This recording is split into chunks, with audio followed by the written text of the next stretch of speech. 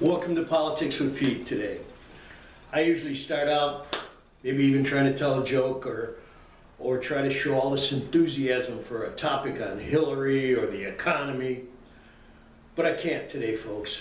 I have sadness and anger all rolled up into one, and I'm about ready to explode. Just 24 hours ago, there was a vicious attack on an ally country of ours, Paris, France. And my anger is that so many people are making excuses for it. And I want to start with a man that's in our White House now. He gave a speech yesterday and said, gee, we're really sad for Paris. And we're going to do everything we can. I'm not going to call him now Prime Minister of France. I'm going to wait and call him later. And all during this speech where he said this was a bad thing, he never used the word Islam. And it reminded me, I'm 80 years old, and I remember being 6 years old when World War II started. And can you imagine if FDR told Patton and Clark and Eisenhower, don't use the word Nazis or Japs during the war because we don't want to offend anybody. Or if Abraham Lincoln would have said, let's let the states figure this out and not get mixed into this war on slavery. Or if George Washington would have said, gee, let's take a look at the British. What are they trying to provide us, and why do we really have to break away from them? You know, folks, this is America. This is the greatest country in the world. We push back against everything, and we've always come out a winner. And you know why? Because we've had great leaders leading us. You hear what John Kerry said yesterday? Make no mistake, we're coming after you guys. He does nothing. A couple of years ago, Barry Soetoro called ISIS a JV team. And is it coincidental that on the eve of all of this, Obama's about to let thousands of Syrian refugees right into our country? One could move into my house next door. What are we doing? I'll tell you another group I'm mad at.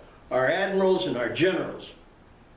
You guys got all these stars on your shoulders and all these medals on your chest and all these ribbons.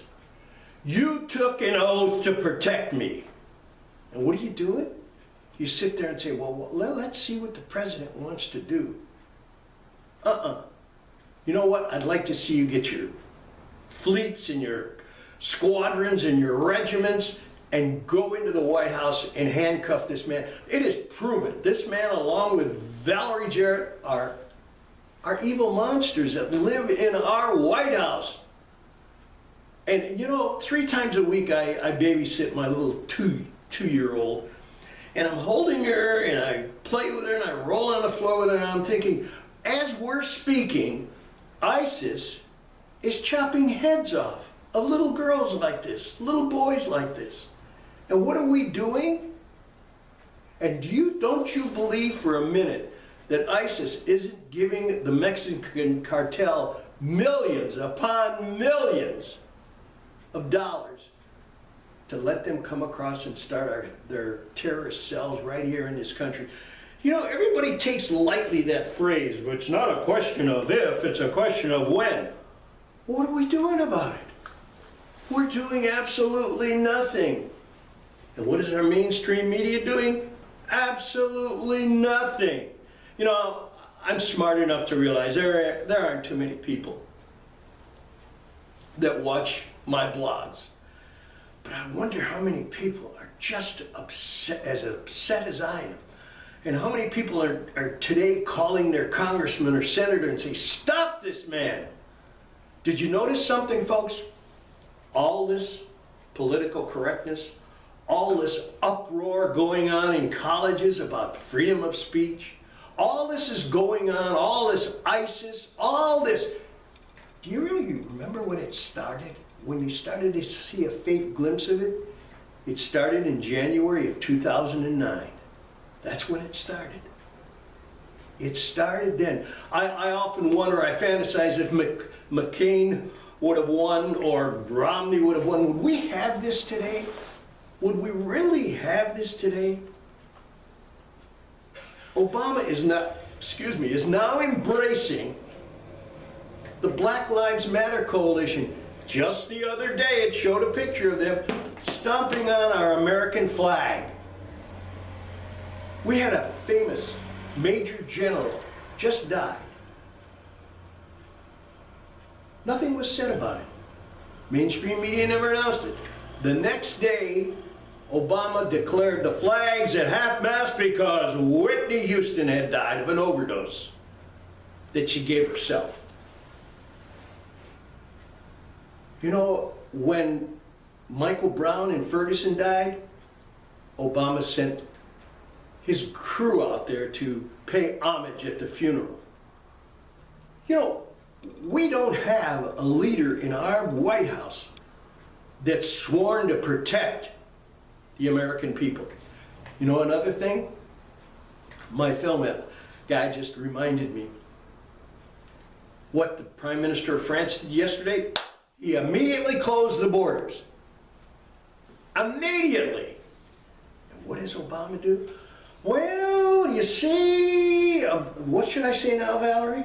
You know, we got to stop this. You generals and admirals, get off your butts, get into that White House, arrest this man. Because I hate to use that term again, or that phrase.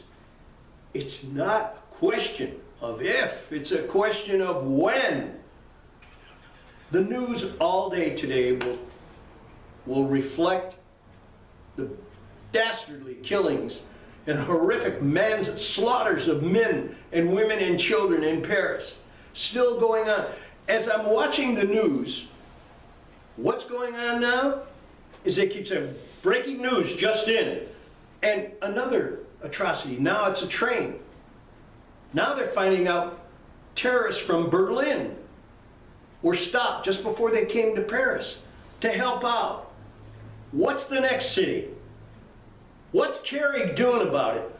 Well, we want the ISIS to know that we're not taking this lying down. You know what? Let me tell you something. Kerry and Valerie Jarrett and the jerk that you pull his puppet strings called Obama. You know what? ISIS doesn't give a rat's behind what you think, feel, or say right now. You can make all the promises. You can say, well, we're going to do this. And that jerk that's mayor of New York, we're going to do something about it. You know what? ISIS doesn't care what you say. ISIS is out to kill and slaughter everyone. Muslims cannot accept freedoms of speech. And it's going on in our colleges today. How did that start? When did it start? That these coalitions can come into our universities. Have you seen some of the backlash? Thank God for some of it.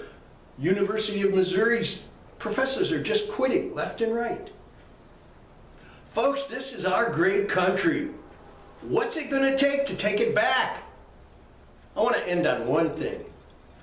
I proudly pound my chest that I am an NRA member and I have a license to carry a gun, and I hope to God I never shoot and point and shoot at anything but a target. But you know something? I have a Second Amendment right to protect myself and to carry a firearm, and so does my wife, and so do other members of our family. And guess what Paris is? Paris is a gun-free zone. So last night, you know, all this horrific slaughters were going on. Just think if there were some people in that concert hall or in that restaurant or in that soccer stadium that had some weapons on them, had some legal firearms on them. Just think about that. You know, folks, we got to stop this. We have to. And I don't know how many people are going to look at this. I'm going to post this as many places as I can because I'm angry. And it's the day after beautiful, wonderful citizens of Paris that were allies of ours were slaughtered by vicious criminals who now we have to take the fight to them. Never mind about, well, if they come here and attack again, we're going to give them. No, take it to them. Cut the head of the snake off. You know, I hope you tune in. I'm going to have more to say on this. That's Politics with Pete for today. God bless our country. God bless our troops. And let's start something. And generals and admirals, get moving. We need you. That's Politics for Pete for today. Don't forget to subscribe. Send me your comments. Love this country.